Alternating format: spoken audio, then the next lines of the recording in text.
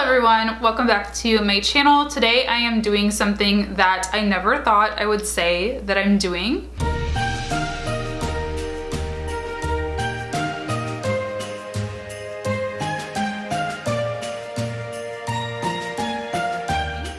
And that is a tag video. I haven't done a tag video in so long. I kind of thought that these sort of fell off the YouTube sphere, but the one and only Zoella, the lovely Zoella, recently created this tag. It's called the YouTube Show and Tell tag. And I thought this would be a fun little trip down memory lane and kind of a good introduction to those of you who are new subscribers, and just a fun tagged video to do. So let's get into it. It's pretty long. I have to give you a random anecdote about my life. If you see anything weird in my mouth, or if you hear that I'm talking a little funny, I injured my mouth, and so I have like a protectant kind of thing to prevent further damage. So sorry if you notice it. So the first question for this tag is, when and why did you start your YouTube channel? So I've technically had this channel for 9 years, but I've been posting content as a Journey East or as like a YouTube channel for I think going on 5 years. So I started it originally back when I was in a film program in high school. So I actually got an opportunity to be able to take film and video production classes off campus from my high school, and it was like this special like county-wide kind of program. And when we did that, you know, this is the first time that I learned how to shoot. I was actually shooting on film back then, which shows you how long ago it was. And our teacher allowed us to create a YouTube channel so that we could share our projects with our family, or like share it for a portfolio or whatever, just save the videos. And then 4 to 5 years ago is when I started my channel. The second time, it was really just, I had been binge watching YouTube videos over my winter break. I was in college, and I had a blog at the time, and I saw the best of 2012 tag going around, specifically by Bethany Moda. She did it, and I was like, oh, that looks like a fun video to do. And so I attempted to do it, and it wasn't really ever like, hey, I want to be a famous YouTuber, or hey, I want to start a channel. It was just sort of like, this looks fun to do at this moment in time. And so that's how I started my channel. What was the reason you started your channel, and how does that compare to why you make videos today? So like I said, one, it was for a portfolio essentially, and then the second reason was just to do something fun. And I guess you could say that that's pretty similar. I mean, my channel has shifted quite a bit away from beauty and fashion and more into vlogging, which is definitely for fun. Like, I mean, yeah, I do try to share tips and tricks and like help you guys in some way through my vlogs, but at the end of the day, my vlogs in particular are really just for fun. And then I also have developed another component to my YouTube channel, which is really helping people and educating people through like Freelance Friday videos have become a huge passion of mine and a huge hit for you guys. Teaching people how to be better freelancers and some business tricks and tips, but for the most part it still is just like a fun thing that I do.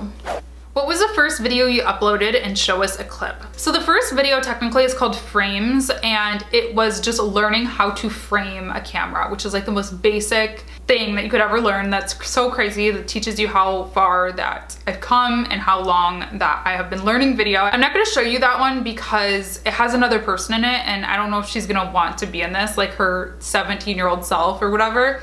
So I'm gonna show you one of my first projects that I uploaded that was just of me, and it was called Self-Portrait. I set it to Santa Gold's I'm a Lady, and it was essentially just supposed to be a day in my life for my film class, and I just had to like film stuff that I was doing and whatever. I don't know if this is private or not, but if it's public, I'll make sure to link everything that I'm talking about in the description box too if you want to watch these videos in full. And then the first YouTube video like for my channel that I made was the best of 2012 tag, and it is so embarrassing. I filmed it on this like crappy point and shoot camera. I didn't know anything about makeup, so I don't even know what I was talking about, and it is just, it's a gem. There are 3 different categories: beauty, fashion, and random. So let's get started. In the beauty category, the first question is favorite face product. I don't really use a ton of product on my face, but this is a really great bronzer. It's called the, who is this by? Physicians Formula Healthy Wear SPF 50 bronzer. Who is the first person you subscribed to? So I know that back in the day I was subscribed to like Sparkage, probably Michelle Phan, like the OG beauty gurus, but the first person that I was really obsessed with and really, like I said, inspired me to start my channel was Bethany Moda. And then the first person that I would say was a YouTube friend or like a a real person that I subscribed to, I believe, I want to say, was Jolien Nathalie, who I still love. She makes awesome videos, she's really talented, and she lives in Belgium. Who's the most recent channel you've subscribed to? Daisy Foxglove. I have been binge watching her videos. I just discovered her. I was looking for like this random, very weird situation online, and I stumbled across her videos. I stumbled across a story time video of hers, and I've been hooked ever since. She just talks about real stuff. She's like a real person. I don't know, she's not like a beauty guru. She just kind of chats and just like random chatty style videos. She lives in Australia. I think she's really smart and has a pretty interesting life. What is your least favorite video you've ever uploaded? That's hard. That's a really hard question. I guess I would definitely say any lookbook that I've ever done. I don't know why these were cool things to do back in like 2014 or whatever, but they were so embarrassing for like anybody who did them, but especially mine. Mine were a special breed of awful. So lookbooks, makeup videos too. Like I've never really been too good at makeup tutorials, so I don't know I did them. And then also I would just say collabs with people who I no longer really like associate with. So I have a couple collabs with people who were friends at the time who I don't really consider friends anymore, and I have a couple of videos with my ex-boyfriend. My ex-boyfriend and I are friends and everything, so it's not like too weird. That's why I haven't taken them down, but it still is like a little bit awkward when I see one of those videos pop up. What's your most popular video and why do you think that is? So my most popular video is my Ancestry DNA video. Norris and I revealed our Ancestry DNA results. It was a really cool video, very interesting for us for sure.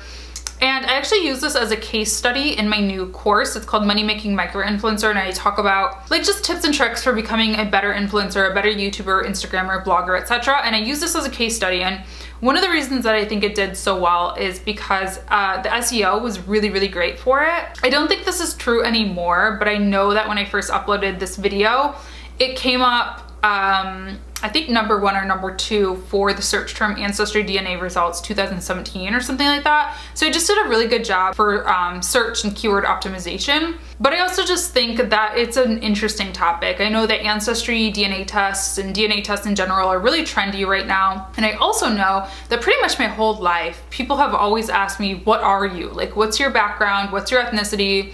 What race are you? And I always tell them, like, it's really simple. I'm not anything too crazy or interesting, but people just want to know. They're genuinely curious. How many videos do you have privatized or unlisted?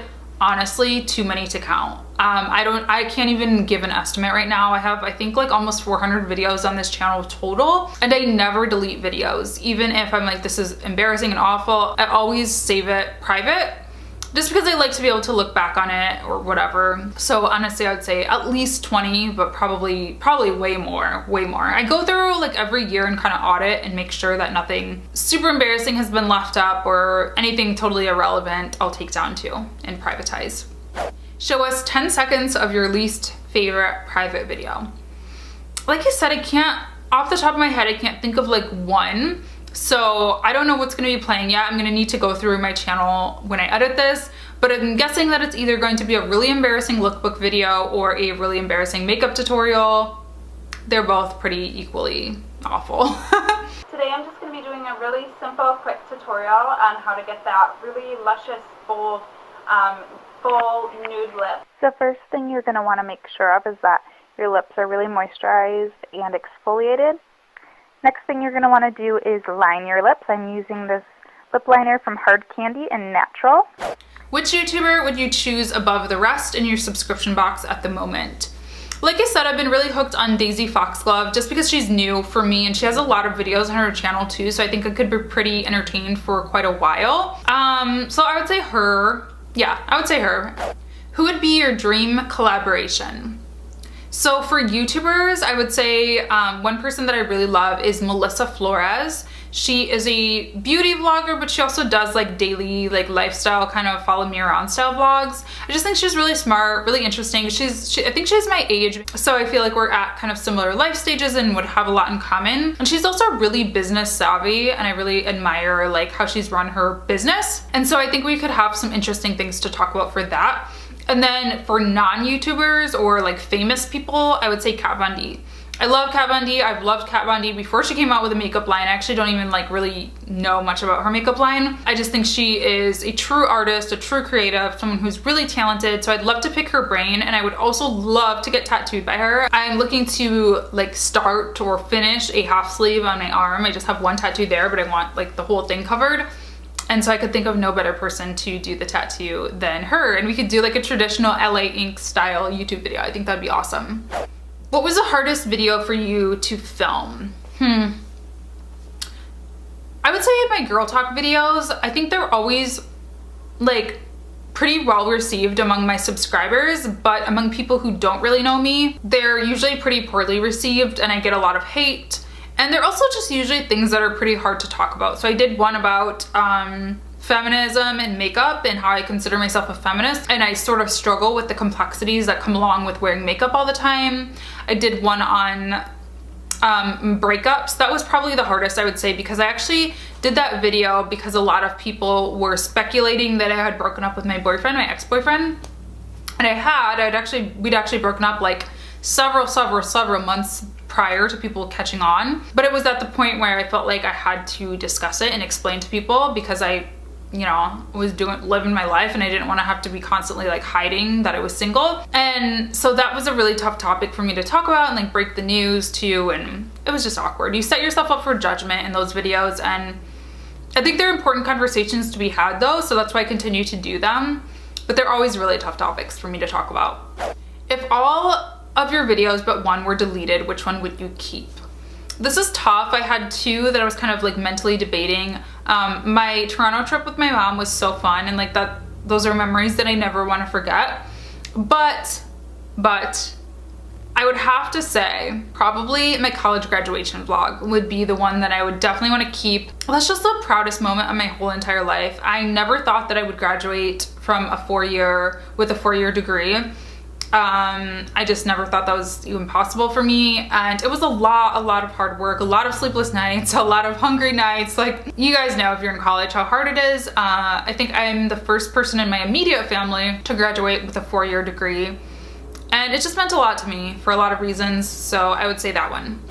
What's the best thing to have come out of creating a YouTube account? Definitely just education. I've learned so much just from everything about, you know, how to operate a camera to how to, you know, use SEO, how to promote things on social. Just like you can learn about any random topic. I learned how to do my makeup on YouTube. I learned how to use a camera better. Just like so many different things, but also the friendship that I've made on YouTube has been really invaluable. I've never been the type of person to have a ton of friends, so it's been cool to actually be able to meet people all over the globe. Like pretty much every major city that I go to, I'm like, oh, I know this person, like we can meet up. And I almost always do like meet up with somebody. Norris and I are planning a trip to Europe, hopefully in 2018. And I'm like, I know like 5 people that like I want to hit up and see if they can hang out. And that would not be possible without YouTube. So definitely that.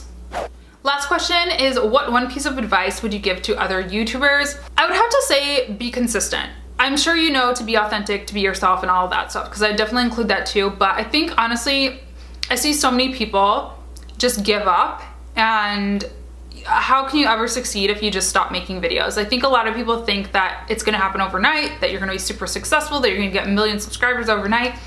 And like, honestly, that happens to such a small fragment of the YouTube population. For most of us, it's very small, slow, steady growth. I mean, I've been on YouTube for almost 5 years and I only have 11,000 subscribers. That's pretty small, but I still think that I've had so many amazing opportunities come from it. So don't like look at the numbers and be like, oh, I only have 100 subscribers, I'm giving up. It takes a long time, and especially if you're starting now. Even when I started, it was a little bit easier to sort of break ahead of the pack. Now is a really difficult time. It's very saturated, but it's definitely not impossible. So make videos, make quality content, be yourself, be authentic, engage with your followers, your subscribers, and don't quit. Just keep going, keep consistently posting good content, and good things will eventually come. The last part of this tag video is to put a list of your favorite YouTubers that you're currently watching in the description box. So I'm going to list everybody that I cannot not to click on their videos. There are quite a few people that I'm obsessed with right now. So open up the description box. I'll have all the questions listed out as well. If you want to do this tag video and you're a YouTuber, I would love to see some of your answers. And I think that's all I have for this video. Thanks so much for watching. I am doing a video every single day for Vlogmas, so make sure to tune in tomorrow for a new one, and I will see you guys then. Thanks for watching. Bye.